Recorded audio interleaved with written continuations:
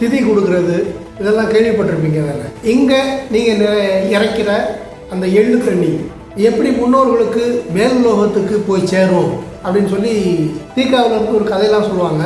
அதையெல்லாம் நம்ம ஒதுக்கி வச்சுருவோம். இந்த தர்ப்பணம் கொடுக்கறது, முன்னோருக்கு நீர் இறைக்கிறது அப்படிங்கிறதுல அதை சுற்றி இருக்கிற வரலாறு, அதன் பின்னணி, அது சரியா அப்படிங்கிறதுக்கான அறிவியல் விளக்கம், அதெல்லாம் தான் இந்த பதிவில் நம்ம பார்க்க போகிறோம். பதிவுக்கு போகிறதுக்கு முன்னாடி இந்த வீடியோவை முழுமையாக பாருங்கள். பார்த்து சப்ஸ்கிரைப் பண்ணுங்கள், லைக் பண்ணுங்கள், உங்கள் நண்பர்கள் தெரிஞ்சவங்களுக்கும் ஷேர் பண்ணுங்கள். முக்கியமாக உங்களுடைய கருத்துக்களை கமெண்டில் பதிவு பண்ணுங்கள். வாங்க பதிவுக்குள்ள போகலாம்.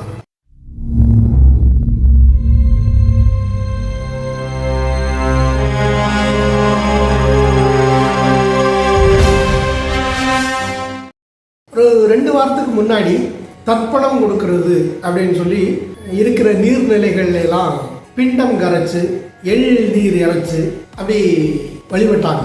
அது எல்லாரும் பார்த்துருப்பீங்க. அதெல்லாம் இது என்ன அப்படின்னா, முன்னோர்கள் நமக்கு முன்னாடி இறந்து போனவங்க அவங்களுடைய நினைவாக இதை நம்ம செய்கிறோம். அப்படி செய்கிறதன் மூலம் ஒரு நிம்மதி இல்லாமல் மேலுலகத்தில் சுற்றிக்கிட்டு இருக்கிற அந்த ஆன்மாக்கள் அமைதி அடையும். அப்படி அமைதி அடைஞ்சால் தான் நம்மளுடைய இன்றைய வாழ்க்கை நல்ல சுபிட்சமாக இருக்கும். ஒருவேளை அவங்களுடைய ஆன்மா அமைதி அடையாமல் சுற்றிக்கிட்டு இருந்ததுன்னா அவங்க நமக்கு சாபம் கொடுப்பாங்க. அந்த சாபம் நம்ம வாழ்க்கையில் பிரதிபலித்து நம்மளுடைய வாழ்க்கையை நல்ல விதமாக செம்மையாக திருப்திகரமாக இருக்காது, நமக்கு நிறைய துன்பங்கள் ஏற்படும் அப்படிங்கிறது ஒரு நம்பிக்கை. நம்ம வாழ்க்கை நல்லா இருக்கணும் அப்படிங்கிறதுக்காக நம்ம திதி கொடுக்கணும் அப்படின்னு சொல்லி சொல்கிறாங்க.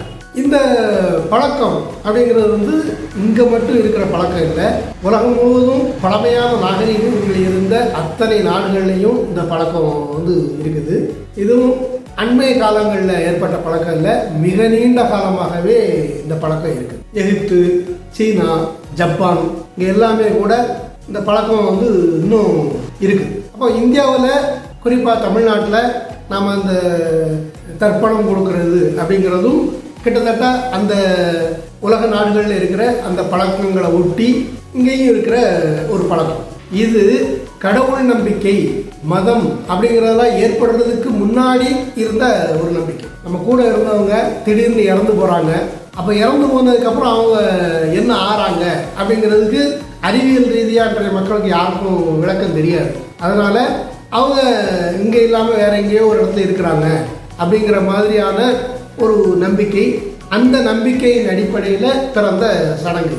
இந்த சடங்கு இது இந்து மத சடங்கு அப்படிங்கிற பேரில் தான் இங்கே நடந்துகிட்டு இருக்குது. இந்து மதத்தை தவிர பிற மதத்தினர்கள் இந்த தர்ப்பணம் கொடுக்கறது அப்படிங்கிற சடங்கை செய்ய மாட்டாங்க. ஆனால் வேற வழியில் வேற நினைவு நாளை கொண்டாடுறது அப்படிங்கிற மாதிரி வேற மதத்தினர்கள் அதை முன்னோர்கள் இறந்த அந்த நாளில் குறிப்பாக தனித்தனியாக கொண்டாடிட்டு இருப்பாங்க. இதுக்கு அடிப்படை அப்படின்னு சொல்லி பார்த்தோம் அப்படின்னா, தமிழ்நாட்டை பொறுத்தவரையில், இந்தியாவை பொறுத்தவரையில் இங்கே ஆசீவகம் அப்படிங்கிற ஒரு வாழ்நெறி ஒன்று இருக்குது.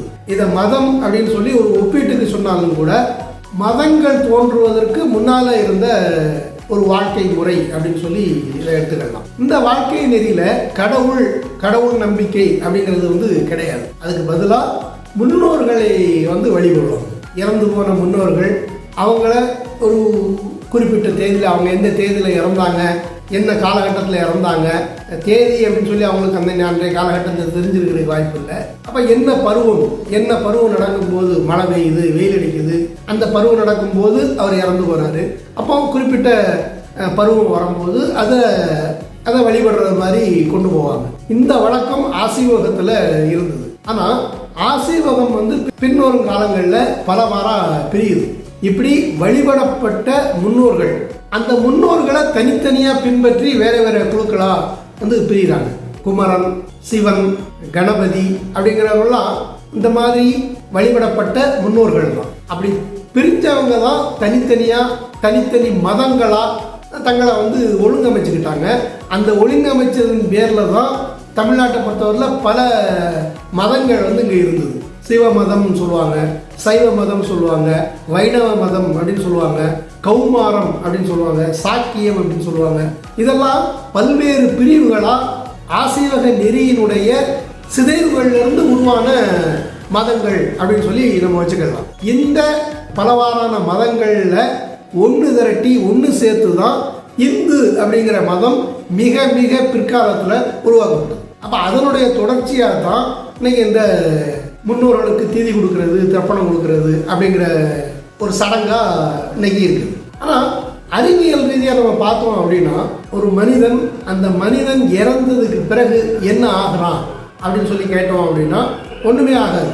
ஒரு மனிதன் இறந்துட்டான் அப்படின்னு சொன்னால் அதோட அந்த இறந்து போகிற அந்த நொடியோட அவனுடைய வாழ்க்கையை முடிஞ்சு போகுது. அவனுடைய நினைவுகள் அழிஞ்சு போகும்.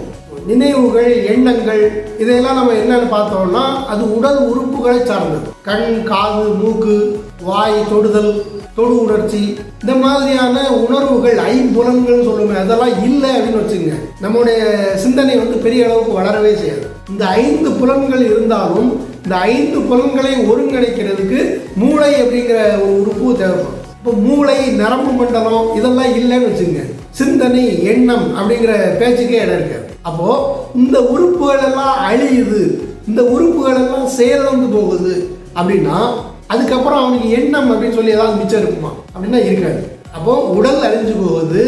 அந்த உடல் உறுப்புகளினால ஏற்பட்ட விளைவான சிந்தனை, எண்ணம் அப்படிங்கிறது அழிஞ்சு போகுது. அதுக்கப்புறம் ஆன்மா அப்படிங்கிறது என்ன அப்படின்னா அது ஒன்றுமே கிடையாது. அது நம்மளுடைய கற்பனை தான். நம்ம இறந்ததுக்கு பிறகு நாம் ஏதோ ஒரு வகையில் இந்த உலகத்தை பார்த்துக்கிட்டு இருக்கிறோம் அப்படிங்கிறது மாதிரியான ஒரு கற்பனை. ஆனால் அறிவியல் அடிப்படையில் அதுக்கு எந்த சான்றுகளும் கிடையாது. ஆன்மா அப்படிங்கிற ஒன்று கிடையாது. ஒரு மனிதன் எந்த நொடியில் மரணிக்கிறானோ அதோட எல்லாம் முடிஞ்சு போகும். அதுக்கப்புறம் ஒன்றும் கிடையாது. ஆனால் ஒன்றும் கிடையாத அந்த விஷயத்தை ஆன்மா அப்படிங்கிற ஒரு கற்பனை பேர் வச்சு அவங்க முன்னால், அதாவது மேல் லோகத்தில் இல்லை வானுலகத்தில் அவங்க உலவிட்டு இருக்கிறாங்க. அவங்க அமைதி அடையணும். அப்படி அமைதி அடையலைன்னா நம்மளுடைய வாழ்க்கையை அவங்க சாபம் கொடுத்து கெடுத்துருவாங்க அப்படிங்கிற மாதிரியான நம்பிக்கைகள்லாம் ரொம்ப பின்னாடி வந்த அதனுடைய ஒட்டுகள். ஆனால் என்ன சிக்கல், சரி இது ஒரு நம்பிக்கை, முன்னோர்கள் இருந்திருக்கிறாங்க, அவங்களுடைய நினைவை நம்ம போற்றணும், அதுக்காக ஏதோ ஒரு சின்ன காரியம் பண்ணுறோம் அப்படின்னு சொல்கிறது ஒரு நம்பிக்கை. ஆனால் இந்த நம்பிக்கையை ஏன் இல்லாமல் பண்ணணும் அப்படிங்கிற எண்ணம் நமக்கு ஏன் வருது அப்படின்னா இதில் வேற சில சிக்கல்களும் இணையுது அப்படிங்கிறது தான். அது என்ன அப்படின்னா, இந்த தர்ப்பணம் அப்படிங்கிற சடங்கை செய்கிறதுக்கு நான் நேரடியாக செஞ்சிட முடியுமா அப்படின்னா அப்படி முடியாது. அதுக்கு குறிப்பிட்ட ஜாதியை சேர்ந்த ஒரு ஆள் மந்திரம் சொல்லணும். அப்படி மந்திரம் சொல்லி அவர் சொல்லுகிற முறையில் அந்த தண்ணியை இறைச்சாதான் அந்த தண்ணி மேல்லோகத்துக்கு போய் ஆவியா ஆத்மாவா உலாவிக்கிட்டு இருக்கிற முன்னோர்கள் அமைதி அடைவாங்க அப்படிங்கிற கற்பனையை இணைச்சு செய்கிற அந்த சடங்கு இருக்கே அது சிக்கலுக்குரியது. அதில் இருக்கிற சிக்கல்களை 2 விதமாக நம்ம பார்க்கலாம். ஒன்று, ஆண்டுதோறும் செய்கிற இந்த ஒரு சடங்குனால ஏற்படுற பொருளாதார இழப்பு. நிறைய பொருளாதாரம் இருக்கிறவங்களுக்கு அது ஒரு பொருட்டாவே இல்லை. ஆனால் ரொம்ப வறிய நிலையில் இருக்கிறவங்களும் கூட இதை ஒரு மத சடங்கு அப்படிங்கிற பேரில் கொண்டாடுறாங்க. அப்படி கொண்டாடுறதுக்கு அவங்களால இயன்ற அளவு பொருளாதாரத்தை செலவு பண்ணுறாங்க. அப்போ இப்படி செலவு பண்ணுறது தேவையா அப்படிங்கிறது முதல் கேள்வி. 2வது கேள்வி, இந்த சடங்கை செய்கிறதுக்கு குறிப்பிட்ட ஜாதியினர் தான் வேணும் அப்படின்னு சொல்லி அவங்கள அழைச்சிட்டு அவங்களுக்கு மரியாதை செய்து அவங்களுக்கு பொருள் கொடுக்கறதன் மூலம் அவங்களுடைய மேலாண்மையை, அவங்களுடைய மேலாதிக்கத்தை நாம் ஏற்றுக்கிறோம் அப்படிங்கிற பொருளில் வருது. அப்போ இந்த 2 அடிப்படையில் தான் இது தேவையில்லை, இதை நீக்கணும், இது ஒரு மூட நம்பிக்கை அப்படின்னு சொல்லி சொல்கிறோம். வருஷத்துக்கு ஒரு தடவை இந்த மாதிரி தீதி கொடுக்கறதுல கொஞ்சம் செலவு பண்ணுறோம், அதில் என்ன பொருளாதார இழப்பு ஏற்படுற போகுது அப்படின்னா அது அப்படி பார்க்க வேண்டியதில்லை. இது வெறுமனே வருஷத்தில் நடக்கிற ஒரே ஒரு சடங்கு மட்டும் இல்லை. இதை மாதிரி பல பல காரியங்கள் இருக்குது, பல பல சடங்குகள் இருக்குது. இந்த ஒவ்வொரு சடங்குகளுக்கும் ஏதாவது ஒரு வழியில் அந்த குறிப்பிட்ட ஜாதியினருக்கு பொருள் கொடுக்க வேண்டிய ஒரு அவசிய தேவை கட்டி அமைக்கப்பட்டிருக்கு. அப்போ இதைத்தான் நம்ம சிந்திக்க வேண்டியதும் மறுதளிக்க வேண்டியதுமா இருக்குது. மெய்யாகவே முன்னோர்களுடைய நினைவை நம்ம கொண்டாடணும் அப்படின்னு நினைச்சோம் அப்படின்னா அதில் தவறு எதுவும் இல்லை. ஆனால் அதுக்கு என்ன செய்யலாம் அப்படின்னா இந்த மாதிரி மத அடிப்படையிலான சடங்குகளெல்லாம் விட்டுட்டு ஒரு செடியை நடலாம். சொந்தமான இடத்துலையோ இல்லை பொது இடங்கள்லையோ என்னுடைய அப்பா இல்லை என்னுடைய தாத்தா, என்னுடைய பாட்டன் இல்லை என்னுடைய முப்பாட்டன் அப்படின்னு சொல்லி அவருடைய நினைவாக நான் இந்த இடத்துல ஒரு செடியை நடுறேன் அப்படின்னு சொல்லி நட்டு அதை தம்முடைய மகனுக்கு பேரனுக்கு இவர் உங்கள் முப்பாட்டன், இவர் இந்த பேர் இந்த மாதிரி வாழ்ந்தார், அவருடைய நினைவாக அந்த செடியை நாம் நட்டு வளர்த்துருக்குறோம் அப்படின்னு சொல்லி இந்த மாதிரியான ஒரு பழக்கத்தை ஏற்படுத்தணும். அப்படின்னா இது முன்னோர்களுக்கும் அவங்களுடைய பிறக்கடையினரான நமக்கும் நம்முடைய பின்னால் வர்றவங்களுக்கும் ஒரு தொடர்பை ஏற்படுத்துகிற மாதிரியான ஒரு நிகழ்வாக அமையும். இப்போ இன்றைக்கி நீங்கள் சொல்லுங்கள், உங்களுடைய அப்பாவோட அப்பா, அவருடைய அப்பா, அவங்க பேர் உங்களுக்கு ஞாபகம் இருக்குதா, தெரியுமா? அவங்க எப்படி இருந்தாங்க, எப்படி வாழ்ந்தாங்க, அவங்களுடைய நிகழ்வுகள் ஏதாவது தெரியுமா அப்படின்னா அப்படி தெரிஞ்சிருக்கிறதுக்கு வாய்ப்பே இல்லை. அப்போ இந்த மாதிரி சூழ்நிலையில் வெறுமனே ஒரு மத சடங்காக இதை செய்கிறதுக்கு பதிலாக நம்முடைய முன்னோர்களை நம்முடைய உணர்வோடு நமக்கு பிறகு வந்த மகன்களுக்கும் பேரன்களுக்கும் அறிமுகப்படுத்தி வைக்கிற மாதிரி செடி நடுறது, அதை பராமரித்து வளர்க்குறது, அந்த மாதிரி செய்யலாம். இந்த மாதிரி செடி நடுறதுங்கிறது ஒரு எடுத்துக்காட்டு. இந்த மாதிரி பல வேலைகள் இருக்குது. முதியோர்கள் இல்லத்துக்கு போய் 4 பேருக்கு சாப்பாடு வாங்கி கொடுக்கலாம். இந்த மாதிரி எத்தனையோ விஷயங்களை செய்யலாம். அது சடங்காக இல்லாமல் இன்றைய சமூக நிலையில் ஒரு தேவை அப்படிங்கிற அடிப்படையில் கூட அதை நம்ம செய்யலாம்.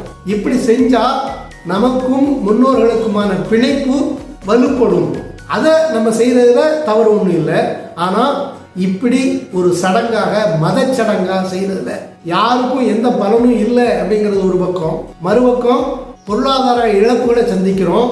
அதோடு மட்டும் இல்லாமல் இந்த மாதிரியான ஜாதிய மேலாதிக்கத்தை கட்டி காப்பாற்றணும். இந்த ரெண்டையும் விட்டொழிக்கணும் அப்படின்னா புதிய முறையில் அதை நம்ம திசை திருப்பணும் அப்படிங்கிறது தான் நம்முடைய விருப்பம். உங்களுக்கு முன்னாடி வச்சுருக்கிறேன். நீங்கள் என்ன நினைக்கிறீங்க? இது சரியா தவறா? கமெண்டில் சொல்லுங்கள். நம்ம தொடர்ந்து உரையாடலாம். மீண்டும் அடுத்த ஒரு பதிவு சந்திக்கலாம். நன்றி.